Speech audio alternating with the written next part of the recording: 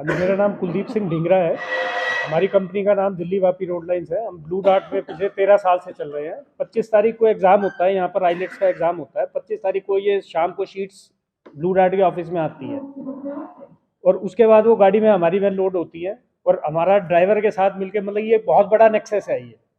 वो हमारे ड्राइवर को लालच देते हैं, भाई आपको हम 30 लाख रुपए दे देंगे अगर आप हमें कंटेनर खोलने दोगे और हमें उसमें से आंसर शीट्स निकालने दोगे। वो गाड़ी यहीं से कैच कर लेते हैं, अपना ब्लू डार्ट निरंजनपुरा से निकलते ही गाड़ी कैच कर लेते हैं। वो मोंड जाके वो गाड़ी वहाँ पर मतलब खड़ी करते हैं। उसमें डिजिटल लॉक, ई लॉक लगा हुआ है, तो ई लॉक को वो हैक करते हैं और ई लॉक को खोलते हैं और उसमें से आंसर शीट्स वो निकाल लेते हैं। और ड्राइवर के साथ साथ 3 के 4 गाड़ियाँ उनकी साथ में थी और वो आंसर शीट्स वगैरह जो होती हैं वो अपने साथ गाड़ी के अंदर रख लेते हैं। अब उसमें आंसर शीट चेंज हुई हैं या उसमें लिखा गया है, वो जो लड़कों की जिनकी भाई जिन्होंने सेटिंग करी हुई हम खाली शीट दे के आएंगे, उनकी शीट भरी गई है, तो वो लोग वहां तक सहारनपुर तक, अपना गाजियाबाद तक लॉक खुलता कहाँ पर है, मोहंड में, और दोबारा रीलॉक होता है जाके गाजियाबाद जाके। फिर वो उसको ड्राइवर को पैसा देते हैं और पैसा दे के उसको कहते हैं यार तू ये पैसा मेरे को वापस दे दे, हम तेरे को दे देंगे, एयरपोर्ट पे तू जाएगा, अंदर तेरे को पकड़ लेंगे, तू एयरपोर्ट गाड़ी खाली करके वापस आ जा। एयरपोर्ट तक जाती है गाड़ी और वो बाहर आता है तो वहां पर वो कहते हैं बाहर आएगा तो तेरे को पैसा हम दे देंगे, लेकिन उसको बाहर पैसा नहीं मिलता। हमें इस बात का पता चलता है 27 तारीख को, क्योंकि 25 तारीख को सैटरडे था, सैटरडे को एग्जाम कंडक्ट हुआ, संडे को छुट्टी होती है। मंडे को मेरे को कॉल आती है ब्लू डार्ट की कंपनी से कि भाई आपकी गाड़ी में ऐसे ऐसे ताला टूटा है और आपका ड्राइवर इन्वॉल्व है उसमें। तो 27 तारीख को मैं यहाँ पर आता हूँ, इधर अपना देहरादून हम आए। ड्राइवर ने मतलब ये अपनी गुनाह कबूल कर लिया, उसने कहा जी मैं मिला हुआ हूँ, मेरे से गलती होगी, मैं क्या कहते हैं उनको पकड़वा दूंगा बंदों को।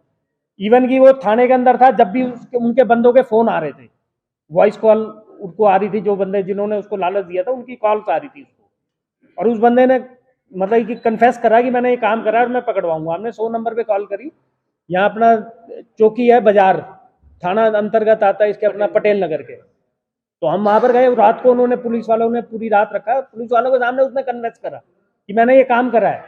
और मेरी बात भी हुई, मैंने उनसे आग्रह भी करा, मैंने कहा जी बहुत बड़ा नेक्सस है, आप इसको क्रैक कर सकते हो, 80% केस आपका सॉल्व है, ड्राइवर गुनाहगार ये बैठा जी मैंने गुनाह करा है।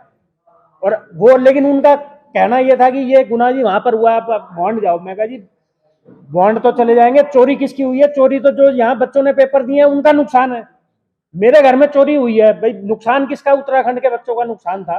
लेकिन उन्होंने उसको, केस को रजिस्टर करने की बजाय उन्होंने हमें घुमाया। फिर उसके बाद हम गए यहाँ पर अपना मोहंड गए, मोहंड हमने वहां से चौकी इंचार्ज को लिया, फिर हम बिहारीगढ़ थाने गए, उन्होंने भी रिपोर्ट दर्ज नहीं करी वहां पर। फिर मैंने ऑनलाइन जन सुनवाई ऐप पे वो मैंने रिपोर्ट डाल दी,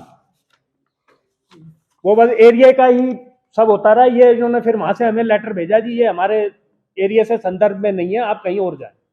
3 दिन तक 4 दिन तक मैं ड्राइवर को लेके घूमता रहा, क्योंकि जब ये नहीं रख पाए तो ड्राइवर को मैं भी नहीं रख पाता। और ड्राइवर की हमने पुलिस वेरिफिकेशन वगैरह सब कुछ करा रखी थी। अगर ये उस टाइम थोड़ी सी सक्रियता दिखाते, अपनी इन्वॉल्वमेंट दिखाते, तो हो सकता है एक बहुत बड़ा गैंग यहाँ अनबस्ट हो जाता, अनअर्थ हो जाता। बताओ। मैं कहता हूं कि जो पुलिस प्रशासन की जो यहाँ पर जो कार्रवाई थी वो देहरादून पुलिस को करनी चाहिए थी, परंतु मुझे ये शंका हो रही है कि जब उस ड्राइवर को 12 बजे गिरफ्तार 27 तारीख को कर लिया था तो रात भर उसे थाने में रखेगा, परंतु 28 तारीख को 2 बजे उसे छोड़ दिया जाता है। मुझे ये शंका है कि ये इतना बड़ा गिरोह है कि निश्चित रूप से वहां जो चौकी वाले हैं, थाने वाले हैं, उन्होंने ऊपर फोन किया होगा कि ऐसा मामला है। और ये मैं लगातार ये बात बता रहा हूं कि उत्तराखंड में जो बाहरी जो हैं, पंजाब हरियाणा से लेकर जो इतने जो गिरोह चला रहे हैं, वो इन्वॉल्वमेंट इसमें होंगे और उन्होंने मामले को रफा दफा करने के चक्कर में ड्राइवर को भी छोड़ दिया। और ये ट्रांजैक्शन है 5,000 रुपए की जो गाड़ियां गई थी, 5,000 उन लोगों ने नगद ड्राइवर को 5,000 लालच के लिए दे दिए थे, बाकी 30 लाख रुपए की डील हुई थी कि 30 लाख रुपए उसे देने हैं। कुछ उसको पैसे भी है ना बैग में उसको दिए गए, उसको दिखाया गया, उसको लालच दिया गया, भाई देखिए हमने तेरे को पैसा दे दिया, लेकिन आगे जाके गाजियाबाद जाके उससे पैसा वापस ले लिया। बाकी सुबह उसने कंटेनर ने 7 बजे के आसपास पहुंचना था, वो लेट इस चक्कर में हुआ परंतु उस लेट के पीछे भी इन्होंने क्या कारण बनाया, इन्होंने अपने कंटेनर में एक गाड़ी को पीछे से टक्कर मार दी और उसकी वीडियो बनाई है जो आप दिखा सकते हैं, और उसमें नंबर भी दिखाया गया है गाड़ी का, किस गाड़ी ने मतलब ये टक्कर मारी। बहुत प्लान तरीके से था, लेकिन इन लोगों ने नजरअंदाज कर दिया यहाँ। मतलब ये एक दूसरे के ऊपर वहां आप रिपोर्ट दर्ज कराओ, आप वहां दर्ज कराओ, लेकिन नुकसान तो यहाँ के बच्चों का था ना। अगर चोरी मेरे घर में होंगी तो मैं तो यही रिपोर्ट कराऊंगा। उनको बच्चों को तो पता ही नहीं था बेचारों को कि हमारे साथ ये हो चुका है।